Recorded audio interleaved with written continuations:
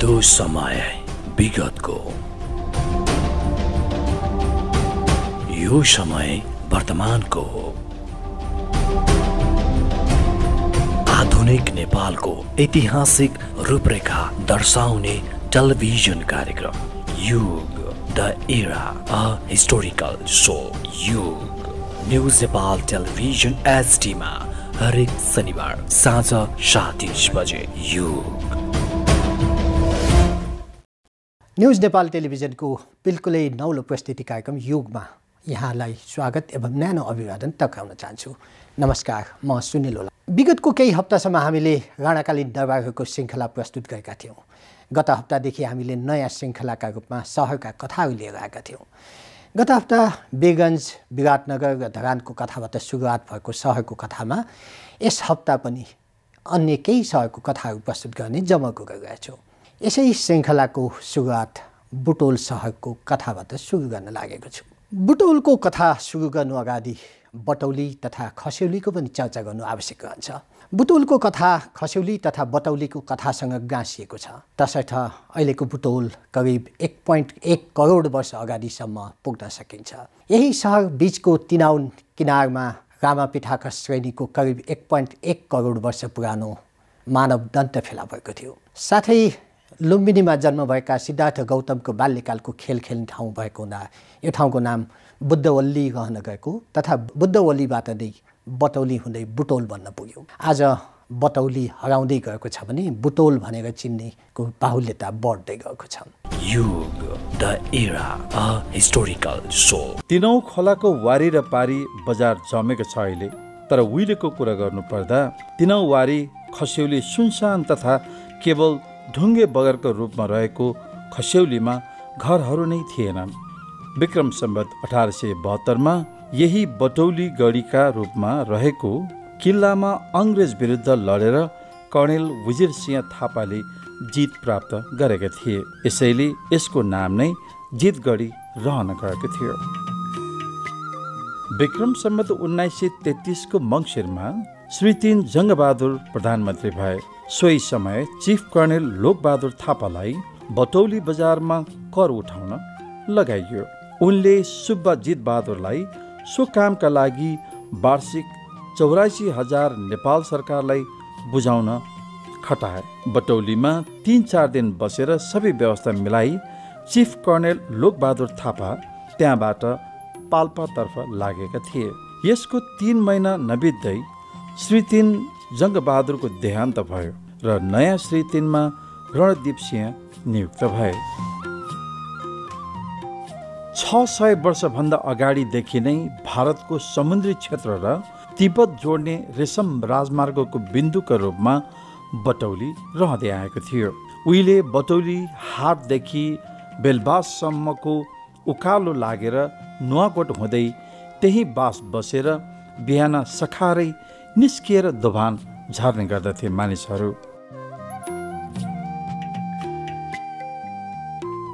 त्यहाँबाट सिस्ने खोलाको किनार किनार उकालो लागेर मस्यामको डाँडो कटाएर विक्रम सम्वत 1989 तिर नौतुनहबाट बटौली आउने सडक बनाइएको थियो, जसले गर्दा भारतीय सामग्रीहरू बटौलीसम्म सहजै पुर्याउन सहज भएको थियो। पछि विक्रम सम्वत 1995 तिर थाक खोलाका थकालीहरू भट्टी थाप्नका लागि खस्यौली आए। तर तिनौ पारी बटौलीमा भने पहाडबाट नुन तेल लिन व्यापारीहरूको लर्को नै लाग्ने गर्दथ्यो। बटौलीमा सीमा पारी बेथरीबाट नुन, कपडा तथा अन्य भारतीय सामानहरू आउने गर्दथे। यता पहाडबाट मरमसला, राडी पाखी तथा घिउ बोकेर भरियाहरू आउने गर्दथे। बटौलीमा बसेका मारवाडी व्यापारीहरू पहाडीले ल्याएका सामान किन्ने गर्दथे भने उनीहरूलाई चाहिने सामान बिक्री गर्दथे। बटौलीमा आइपुग्ने कालीपारीका घिउको भारतमा राम्रो बजार थियो। यसरी बटौली निकै गुल्जार थियो। यता वारी खस्यौली भने बगर मात्रै थियो। अहिलेको बुटवल भनौँ पहिलेको खस्यौली 100 वर्ष अगाडि तिनौको बाटो थियो। बिस्तारै तिनौले बाटो फेरेपछि बगरको रूपमा रहन गयो। यही बगरमा थकालीहरूले भारतबाट आउने लाहुरी तथा पहाडबाट झर्ने साहु महाजन एवं भरियाहरूका लागि खाना खुवाउने व्यवस्थाको थालनी गर्न थाले। विक्रम सम्वत 2016 कार्तिक 12 गते बुटवल खस्यौली नगरपालिकाको स्थापना भएको थियो, जसको सीमा उत्तरमा चिडिया खोला, दक्षिणमा जोगीकुटी, पूर्वमा नकासी डाँडा र पश्चिममा चुरे डाँडाको शिर तोकियो। 2018 सालमा 75 जिल्ला विभाजन हुँदा बुटवल खस्यौली नगरपञ्चायत रहेको क्षेत्र रूपन्देही जिल्लामा पर्न गयो। 2025 पुष 9 गते बुटवल खस्यौली नगरपञ्चायत खारेज गरियो। 2035 माघ 8 गते बुटवल नगरपञ्चायत नाम कायम गरिएको थियो। विक्रम सम्वत 2020 सालमा खस्यौलीमा अञ्चलाधीश भएर आएका मनमोहन मिश्रले बगरमा डोजर लगाएर ढुङ्गा पन्छाएर मानिस हिँड्न सहज हुने गरी बाटो बनाए। यही गोरेटो बिस्तारै चौडा सडक बन्न गयो। खस्यौलीबाट बिस्तारै पाल्पा जाने सडक बन्न थाल्यो। मानिसहरूको रमझम हुन थालेपछि पाल्पाबाट आउने नेवारहरू तथा पहाडबाट आउने ब्राह्मण क्षेत्रीहरूले पनि खस्यौलीमा जग्गा किन्न थाले। 2022 सालमा एसपीआर सुनौली पोखरा राजमार्गको सुरुवात भएपछि यही खस्यौलीलाई बीचबाट छिचोलेर उत्तर दक्षिण राजमार्ग नै बन्यो। यसपछि भने खस्यौलीको भाग्य चम्कियो। उता तिनौ पारी रहेको बटौली साँघुरा सडक र साना साना घरहरूले गर्दा बिस्तारै सुनसान हुन थाल्यो। युग the era a historical show. Janakpur अर्थात् जनकपुर धाम यो प्राचीन रामायणकालीन विदेह राज्यको राजधानी मान्ने गरिन्छ। यो आजको जनकपुर विक्रम सम्वत 1137 देखि 1412सम्म तिरुत राज्यको कब्जामा गएको थियो र राजधानी सिमरौटगढ रहेको थियो। मुस्लिम शासक गयासुद्दिन तुगलकको आक्रमणले ध्वस्त बनाएपछि तिरुत राज्यको पुरातात्विक महत्त्व सबै हराउन थालेको थियो। पृथ्वीनारायण शाहको एकीकरण अभियान अगाडिसम्म यस क्षेत्र सेन राज्यको अधीनमा थियो। विक्रम सम्वत 1713 तिर सीताको सुनको मूर्ति फेला परेकोले त्यस बेलाबाट सीताको जन्मस्थलको रूपमा मन्दिर बनाई पूजा गर्न थालिएको थियो। युग the era a historical show. Janakpur अर्थात् जनकपुर धाम यो प्राचीन रामायणकालीन विदेह राज्यको राजधानी मान्ने गरिन्छ। यो आजको जनकपुर विक्रम सम्वत 1137 देखि 1412सम्म तिरहुत राज्यको कब्जामा रहेको थियो भने राजधानी सिमरौटगढमा रह्यो। मुस्लिम शासक गयासुद्दिन तुगलकको आक्रमणले ध्वस्त बनाएपछि तिरहुत राज्यको पुरातात्विक महत्त्व सबै हराउन थालेको थियो। पृथ्वीनारायण शाहको एकीकरण अभियान अगाडिसम्म यस क्षेत्र सेन राज्यको अधीनमा थियो। विक्रम सम्वत 1713 तिर सीताको सुनको मूर्ति फेला परेकोले त्यस बेलाबाट सीताको जन्मस्थलको रूपमा मन्दिर बनाई पूजा गर्न थालिएको थियो। विक्रम सम्वत 1824 को भदौमा अङ्ग्रेजको तर्फबाट युद्ध लड्न आएका क्याप्टन किनलक जनकपुर हुँदै आएका थिए। आफ्नो सेनालाई आवश्यक रसदहरू जनकपुरमा लुट्न आउँदा त्यहाँका जनताले सबै लुकाएका थिए। भोकले आकुल व्याकुल सिपाही सिन्धुलीमाडी पुग्दा त्यहाँ पनि त्यस्तै अवस्था झेल्नु परेको थियो। अमरसिंह थापाले यहाँ रहेको राम मन्दिरमा नेपाली शैलीमा काठमाडौँबाट लगिएका न्याउरहरूबाट झेगटीको छाना लगाएर मन्दिर मर्मत गरेको कारण पछि अङ्ग्रेजसँगको युद्धमा नेपाल र अङ्ग्रेज आफ्नो सिमाना कायम गर्न राजी हुँदा यही झिँगटीको छानाको कारणले यो क्षेत्र नेपाल भित्रको हो भन्ने प्रमाणित भएको थियो। अन्यथा यो क्षेत्र अङ्ग्रेजले आफ्नो क्षेत्रमा कायम गर्न खोजेका थिए।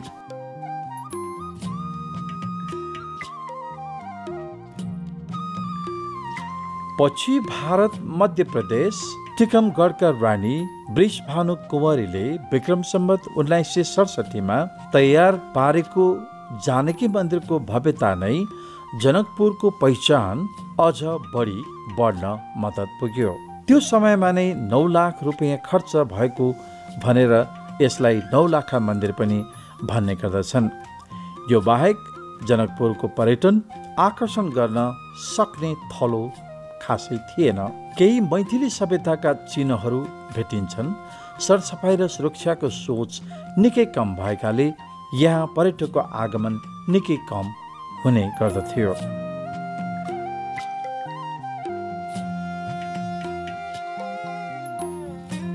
जनकपुर सहरमा रेलगाडी गुडेको इतिहास खोज्न थाल्यौं भने चन्द्र शमशेरकै शासनकालमा नेपालमा रेल सेवा सुरु भएको पाइन्छ।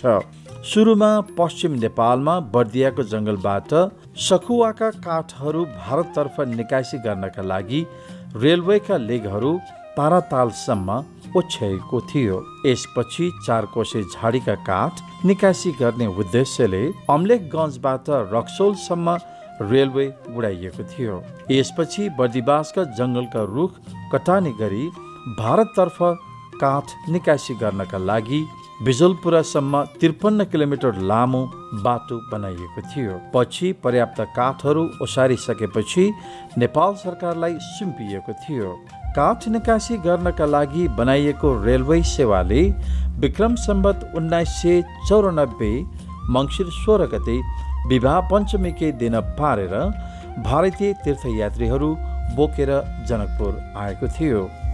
यसरी यो रेलको नामकरण नेपाल जनकपुर जयनगर रेलवे NJJR गरी प्यासेन्जर ट्रेनमा परिवर्तन गरियो। यस रेलवे मार्फत भारतीय तीर्थयात्रीहरूलाई जानकी मन्दिरतर्फ आकर्षित गर्न सफल भएको थियो। त्यसबेला गुड्ने हन्सलेट कम्पनीले बनाएका 460T मोडेलका इन्जिनहरूको नाम भने गुहेश्वरी र पशुपति राखिएको थियो। पछि एभोनसाइड इन्जिन कम्पनीको अर्को इन्जिन 062T को गोरखनाथ पनि थपियो। यसपछि सन् 1930 को दशकमा महावीर, कृष्ण, राम तथा सीता नामका इन्जिनहरू थपिए। पछिल्लो चरणमा थपिएका इन्जिनको नाम भने सीताराम, श्री विष्णु, सूर्य तथा चन्द्र राखिएको थियो।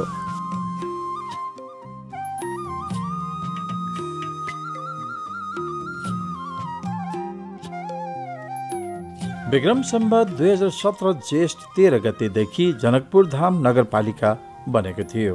यसरी बनेको नगरपालिकाका अध्यक्ष श्याम सुन्दर शर्मा बनेका थिए। सोही साल पुष 1 गते देशमा पञ्चायती व्यवस्था लागू भएपछि पुष 22 गते जनकपुर नगर पञ्चायत बनेको थियो।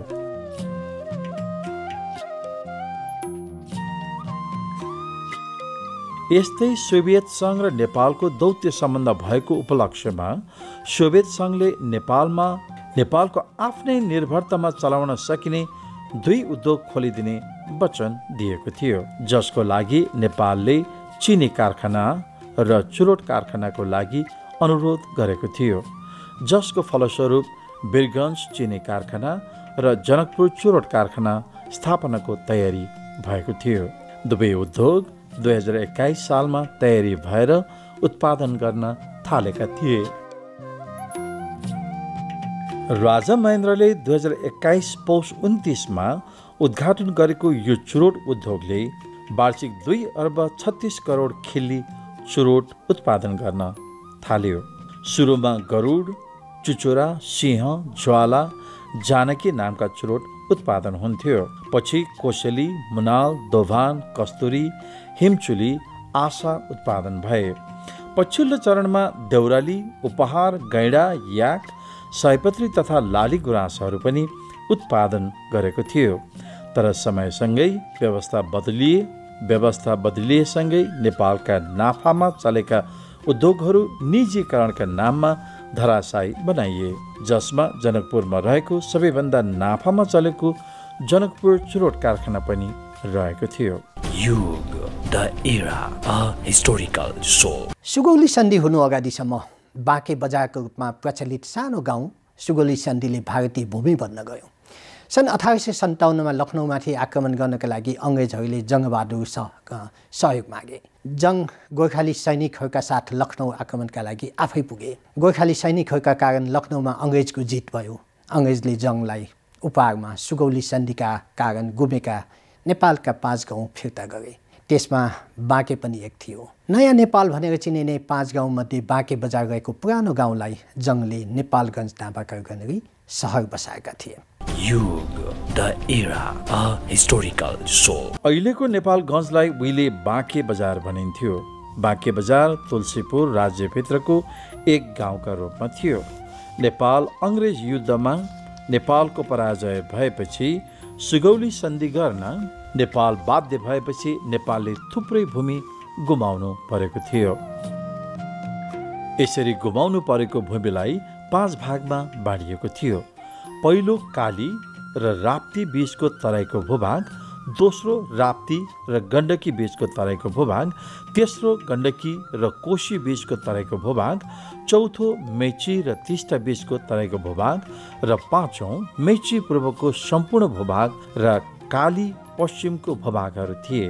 राप्ती र गण्डकी बीचको तराईको भूभाग र गण्डकी र कोशी बीचको तराईको भूभाग सन्धिका तत्कालै फिर्ता गरिएको थियो। यसै गरी काली र राप्ती बीचको तराईको भूभाग भने जङ्गबहादुरले सन् 1857 को लखनऊ आक्रमणमा अङ्ग्रेजलाई सहयोग गरेर अङ्ग्रेजको जित भएको खुसियालीमा नेपाललाई फिर्ता गरेको थियो। यस भूभागलाई नेपालले नयाँ मुलुक भन्ने गर्दथे, जसमा अहिलेको बाँके, बर्दिया, कैलाली, कञ्चनपुर जिल्ला पर्दछन्। यसै गरी मध्यको एक गाउँ बाँके बजारलाई जङ्गबहादुरले नेपालगञ्जका रूपमा सहर बसाउने तयारी गरे। तत्कालीन समयमा तुलसीपुरका बडा हाकिम रहेका सिद्धनरसिंह राजभण्डारीलाई सो सम्बन्धी निर्देशन दिइयो। लखनऊबाट फर्किएका जङ्गबहादुर यही बाटो फर्किएका थिए। तसर्थ आफ्नो सहर बसाउने सपना सबै बडा हाकिमलाई सुनाएपछि बडा हाकिम सिद्धनरसिंह पनि यतै मुकाम बनाएर बसेका थिए। बाँके जिल्लाको सुब्बाका रूपमा पद्मनाभ जोशीलाई सोही अनुसारको निर्देशन दिइयो। तत्कालै जङ्गबहादुरको आदेश बमोजिम 360 कोठी तयार भयो। निशुल्क कोठी बाँडिने भएपछि सीमापारीबाट समय समयमा 3 महिने व्यापार गर्न आउने भारतीय व्यापारीहरूले पनि कोठी लिन थाले। अन्य जग्गाहरू पनि निशुल्क बाँडिएको थियो।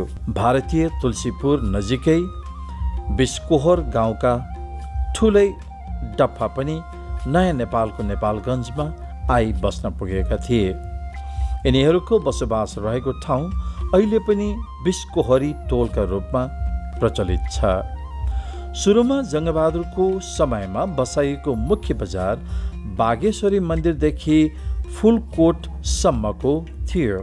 बागेश्वरी मन्दिरदेखि दक्षिणमा हाल महेन्द्र पार्क रहेको ठाउँमा राणाकालमा सराय बनाइएको थियो। पाहुना घरको रूपमा बनाइएको सो सराय घर वीर शमशेरले बनाउन लगाएको भनिन्छ। सो भवनमा श्री 3 राणाहरू तथा अफिसरहरू शिकारमा आउँदा बस्ने गर्दथे। जङ्गबहादुरले नयाँ सहर नेपालगञ्ज स्थापना गरिसकेपछि यस सहरलाई कसरी गुल्जार गर्न सकिन्छ भनेर लागेका थिए। यसै क्रममा विक्रम सम्वत 1920 वैशाख 7 अर्थात् विक्रम सम्वत 1919 चैत 29 गते तत्कालीन कमान्डर इन चिफ रणदीपका तर्फबाट मुखिया, व्यापारी, रैती तथा अन्य जिल्ला जाजरकोट, सल्यान, फालावाङ, दाङ तथा उदयपुरका जनताहरूमा गरिएको जारी आदेशमा भारततर्फ लगेर सामग्री बिक्री गर्न प्रतिबन्ध लगाइएको थियो। यसरी आफ्नो क्षेत्रमा उत्पादित वा आफूले बिक्रीका लागि लगिएको सामग्रीहरू नेपालगञ्जमा बसेको नयाँ बजारमा बिक्री नगरी भारततर्फ लगेर बेचेको पाइएमा कानुन अनुसार सजाय गरिने भनिएको थियो। यसरी नेपालगञ्ज बजारलाई गुल्जार गर्न सरकार नै लागि परेको स्पष्ट हुन्छ। विक्रम सम्वत 1954 साउन 12 गते बाँके राजस्व कार्यालयका सुब्बा सिद्धिनरसिंह नयाँ मुलुक बन्दोबस्त अड्डाका मेजर क्याप्टेन जितबहादुर खत्री छेत्री सामु पेश गरेको प्रतिवेदनका अनुसार 1952 वैशाख 3 गते बाँके जिल्लाको डुन्डुवा नदीमा खानेपानी आयोजनाका लागि कम्पनी रु 6000 स्वीकृत भएको थियो। 1953 को वैशाख 16 गते नपुग कम्पनी रु 1000 थप गरी 1953 साउन 10 गते योजना पूरा गरिएको थियो। यसरी नेपालगञ्ज बजारमा पहिलो पटक व्यवस्थित खानेपानी आयोजना समेत पूरा गरिएको थियो।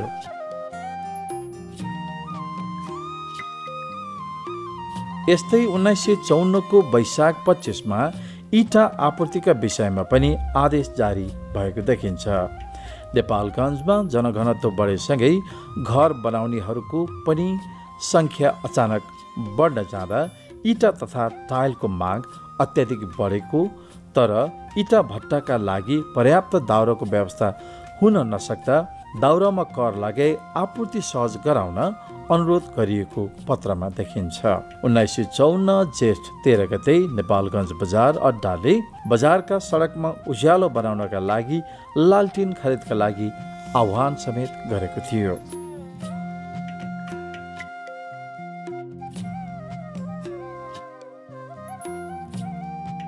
यस्तै विक्रम सम्वत 1954 असोजमा श्री 3 वीर शमशेरका शासनकालमा वन जाँच गोस्वाराका नाममा मेजर क्याप्टन जित बहादुर छेत्री, नायब सुब्बा देवी रमण उपाध्याय तथा खरिदार केशर सिंह राजभण्डारीका तर्फबाट जारी गरिएको पत्रलाई श्री 3 वीर शमशेरका आदेशमा सुब्बा धर्मदत्त उपाध्यायले जारी गरिएको आदेश पालना गर्न निर्देशन दिइएको थियो, जसका अनुसार नयाँ बसेको नेपालगञ्जको शान्ति सुरक्षाका सन्दर्भमा राष्ट्रिय व्यापारीहरूसँग लेबी उठाएर राखिएको 2 चौकीदार नै चोरहरूसँग मिलेमतो गरी चोरी कार्यमा संलग्न रहेको भेटिएको हुँदा 11 जनाको समूह सहितको सुरक्षा संयन्त्र बनाउन आदेश दिएको थियो। यसमा पहाडका योग्य मानिसहरूमा छाटेर 2 हवलदार, 1 अमलदार तथा 8 कन्स्टेबल नियुक्त गर्न भनिएको थियो। यसरी नेपालगञ्जमा पहिलो पटक प्रहरी कार्यालय स्थापना भएको देखिन्छ। विक्रम सम्वत 1959 वैशाख 5 गते जारी पत्रमा भनिएको देखिन्छ कि नेपालगञ्जका व्यापारी महावीर रामफलको फर्मले नेपालमा उत्पादित अलैँची प्रति मन कम्पनी 23 रुपैयाँ पाएमा नेपालगञ्ज बजार अड्डामा मौजात रहेको 824 मन अलैँची 8 महिनाभित्र खरिद गर्ने घोषणा गरे, जबकि त्यसबेला कम्पनी 29 रुपैयाँ प्रति मन भाव चलिरहेको थियो। अन्ततः नेपालगञ्ज बजार अड्डाले महावीर रामफलले आह्वान गरेको मूल्यमा बिक्री गरी 4481 कम्पनी रुपैयाँ 13 आना घाटा खाएको थियो। बहादुर शमशेरले नेपालगञ्जमा पहिलो सिनेमाघर बनाएका थिए। बागेश्वरी चित्र मन्दिर नाम गरिएको यो सिनेमाघर पछि बन्द भएपछि सोही ठाउँमा लक्ष्मी चित्र मन्दिर नामबाट सिनेमा खुलेको थियो। नेपालगञ्जको प्रमुख मन्दिरका रूपमा रहेको बागेश्वरी मन्दिर 13औं शताब्दीमा निर्माण भएको मानिन्छ। स्वस्थानीका कथा अनुसारका पीठहरूमा यस पीठमा सती देवीको जिब्रो पतन भएको हुँदा बागेश्वरी भनिएको भए तापनि अचेल जनजिब्रोमा बागेश्वरी मन्दिरकै रूपमा प्रख्यात भएको छ। सिद्धनाथ बाबाले ध्यान गरेर मन्दिरको स्थापना गरेको भन्ने मान्यता रहिआएको छ। मन्दिर तयार भएपछि देवीले बलि मागेपछि बाबा स्वयंले आफै समाधि लिने निर्णय गरेको विश्वास गरिन्छ। 2005 सालमा यही मन्दिर नजिकै रहेको सिद्ध पोखरीको तत्कालीन बडा हाकिम प्रकाश शमशेरले जीर्णोद्धार गरी बीचमा खडेश्वर जुङ्गे महादेव स्थापना गराएका थिए।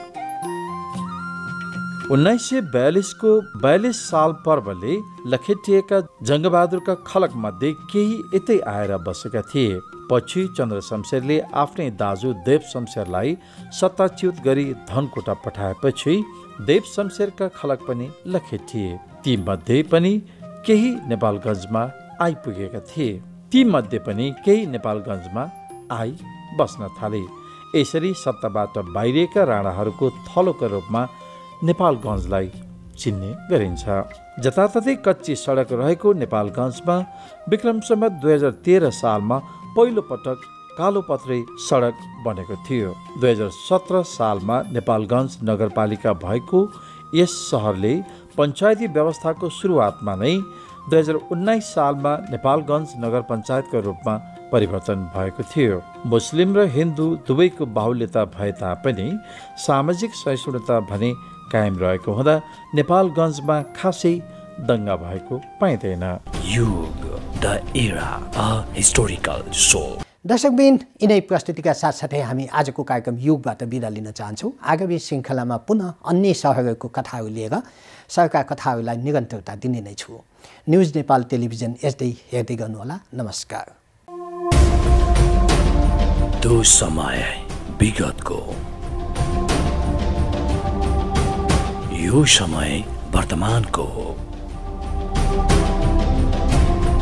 आधुनिक नेपालको ऐतिहासिक रूपरेखा दर्शाउने टेलिभिजन कार्यक्रम युग the era a historical so.